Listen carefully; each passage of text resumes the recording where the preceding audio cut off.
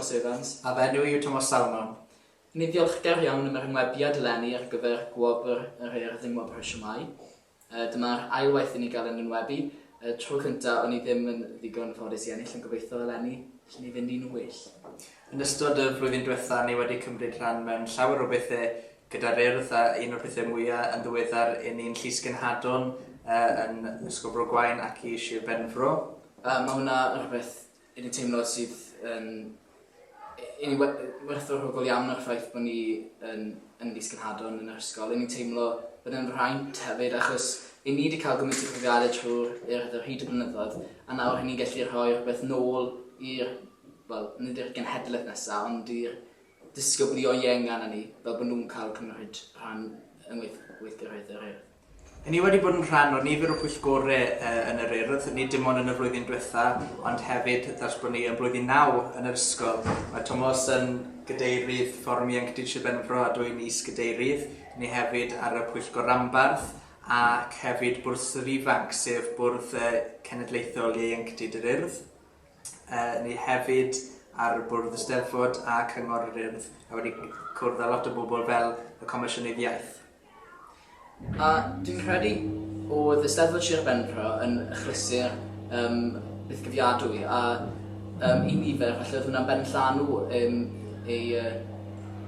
ei amser nhw yn ymwneud â'r Urdd, ond i ni oedd hwnna'n ddechreuad a ers ni wedi cael mwy o gyfleoedd, mae mwy o ddrysau wedi cael ei agor a ni wedi mwynhau mas traw beth ers hynny.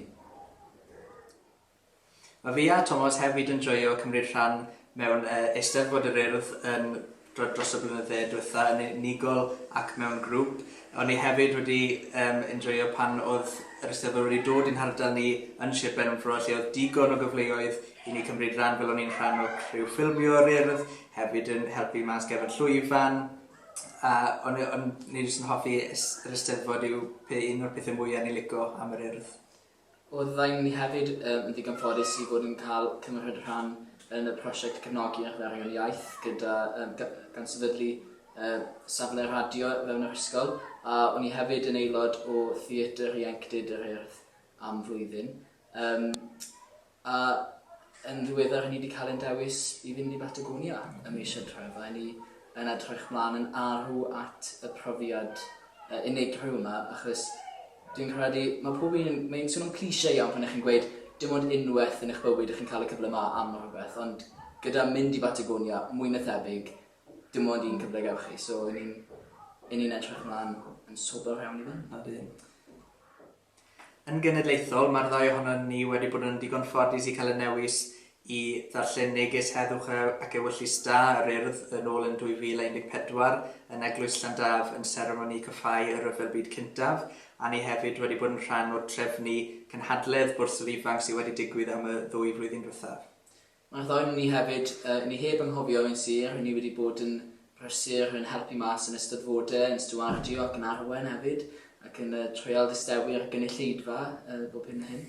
Ond i ni wir mwynhau, i ni ddiolchgar iawn yn cyfleoedd ni wedi cael trwy'r Urdd. Mae'n fudiad, allai ddim gweud pa mor dda yw e. Mae'r ffermwr ifanc dyn ni hefyd, ond yr Urdd yw'r un sydd wedi dilyn chi o pan ych chi'n bedair mlynedd ddod, rhaid hyd at ych chi'n gadael yr ysgol yn mynd bant i'r prifysgol a'r colegau.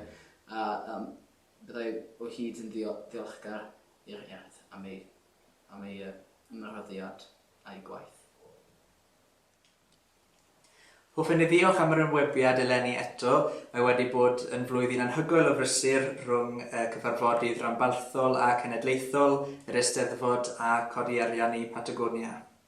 Ond yn sicr ni'n teimlo bod ei gyd werthau a i ni yn ddiolchgar iawn am bob cyfle ni wedi cael trwy'r Urdd. Mae'n fudiad sy'n agos iawn yn calon ni a fyddwn ni wastad yn ddiolchgar. Diolch am bopeth.